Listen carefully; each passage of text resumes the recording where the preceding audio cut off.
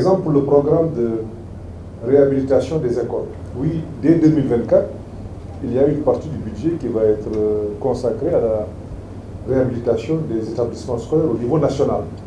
Maintenant, il va rester la question de la répartition entre les différentes écoles. J'inviterai le ministre de l'Éducation nationale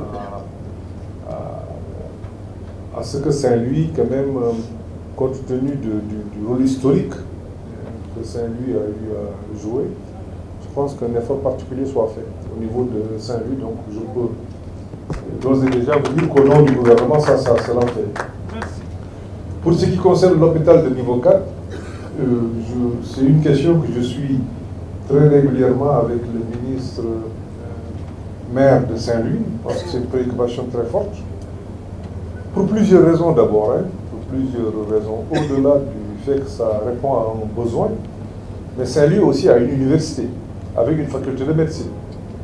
Je pense que nous avons besoin aussi de mieux former nos médecins. Nous avons des professeurs qui sont sur place et qui se déploient soit à l'hôpital régional de Saint-Louis, mais le cadre n'est pas approprié. Je pense que l'année dernière, on avait envisagé de faire une demande au président et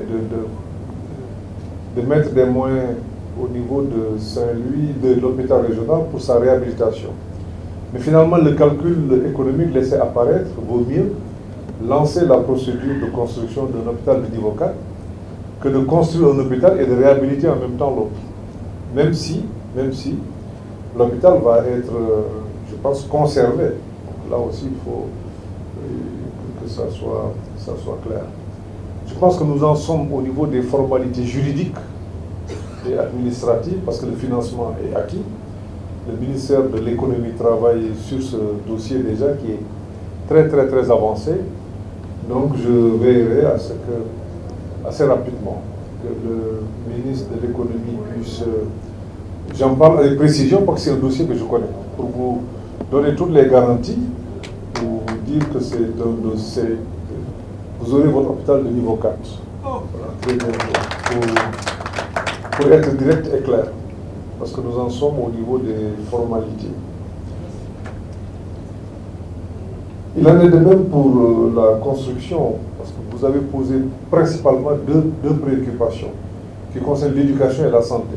Ça, j'ai noté ça. Il y a d'autres projets et programmes qui sont dans le document que j'ai parcouru. Mais vous avez posé des problèmes sur l'éducation et sur la santé. Je pense que c'est des questions qui sont déjà adressées au niveau du gouvernement. Relèvement de la subvention, oui, ça doit être fait. Je pense qu'il faut qu'on regarde ça assez rapidement. Parce que si l'hôpital aujourd'hui, en tout cas d'après ce que j'en sais, on a eu un exposé du directeur de l'hôpital, les infrastructures qui sont à ce niveau-là méritent d'être mieux entretenues. C'est vraiment la question qui a été soulevée par le directeur de l'hôpital. Donc en attendant de construire, il y a un écart, il y a un temps entre la période où l'hôpital va être construit et mis en... Et l'hôpital va être construit et mis à la disposition du public, et le temps où il faut entretenir l'hôpital qui aujourd'hui sert à la population de Saint-Louis. Je pense que durant cette période, il y a lieu effectivement de mettre des ressources au niveau de cet hôpital pour permettre à l'hôpital de s'acquitter correctement de ses obligations. Les autres questions, je pense que vous êtes très satisfait du programme d'infrastructure. Je pense qu'il faut féliciter le ministre des Infrastructures qui est par ailleurs maire de Saint-Louis. Je pense que globalement, au niveau national, des efforts importants ont été faits en matière d'infrastructure. Il y a encore au niveau de Saint-Louis quelques efforts à faire. Enfin, pas de Saint-Louis, mais cette fois-ci, c'est du côté de Matam, dans le Dané-Mayo. Parce que pour ce qui concerne Saint-Louis, ce qui reste, je pense que je vais pouvoir échanger tout à l'heure avec le directeur du PUDC pour voir un peu, pour pouvoir désenclaver certaines localités, pour leur permettre de pouvoir aller vers la route nationale. Donc, Voilà, je pense que c'est une question. Le directeur général du PUDC est là, donc on va pouvoir échanger avec eux et dans le même temps voir un peu les autres questions qui sont du ressort du PUDC, que ce soit après les routes, c'est l'hydraulique. Je pense que dans les djéris, notamment, il y a beaucoup de questions. Sur Saint-Louis, on en a parlé hier. Les questions d'hydraulique sont correctement adressées. Je pense que même dans la soirée tard, j'ai eu un entretien avec le ministre en charge de l'eau. Je crois que globalement, Saint-Louis, la question est en cours d'être... Oui, c'est presque réglé. Parce qu'il y a 3 mois, sur Pikine, aucun robinet ne fournissait d'eau. Bon, depuis plus d'1 mois et demi maintenant, voire 2 mois, cette question est totalement réglée du côté de Pikine. Maintenant, il y a beaucoup de projets en cours. Hier soir, d'ailleurs, au retour, le gouverneur m'a montré l'usine en finition, parce que les travaux sont bien avancés. Je crois que globalement, bon, de ce point de vue, sur Saint-Louis, on est maintenant assez confortable. Il y a maintenant la question de l'assainissement, oui, qu'il faut encore investir au niveau de Saint-Louis. Les investissements importants sont déjà faits en cours de finalisation, notamment à Pikine hier.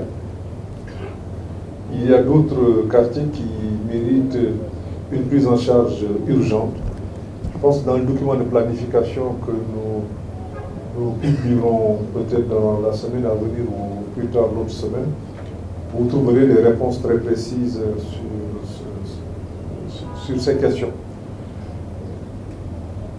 Comme je vous le disais hier, l'essentiel ce n'est pas de faire des projets, de faire des programmes ou de faire des promesses d'une manière générale qu'on ne respecte pas.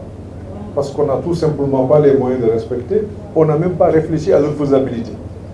Donc c'est quelque chose que vous entendrez dans les semaines ou mois à venir, où toutes les promesses vous seront faites. Je préfère, en tout cas, en ce qui me concerne, pouvoir faire des promesses qui sont tenables, justifiables. Mais ce n'est pas autant de faire des promesses, mais c'est surtout de dire ce qu'on va faire, comment on va le faire et ce que ça va coûter in fine. Donc cela est extrêmement important. Sinon, il est très facile quand on est un bon serreur et qu'on ait pris un déjeuner copieux, on peut quand même se réveiller et avec... ce sera un déjeuner simple, hein, pas un déjeuner qui s'accompagne aussi avec du bissap. Alors vous voyez que, parle pas à Augustin ou à Thérèse. Donc nous ferons des promesses qui sont réalisables, qui sont justifiables, d'autant plus qu'il y a un document qui est à la base. Je dois aussi dire, le président de la République a initié des conseils des ministres délocalisés. Aujourd'hui, donc tous les gouverneurs ont produit des documents avec le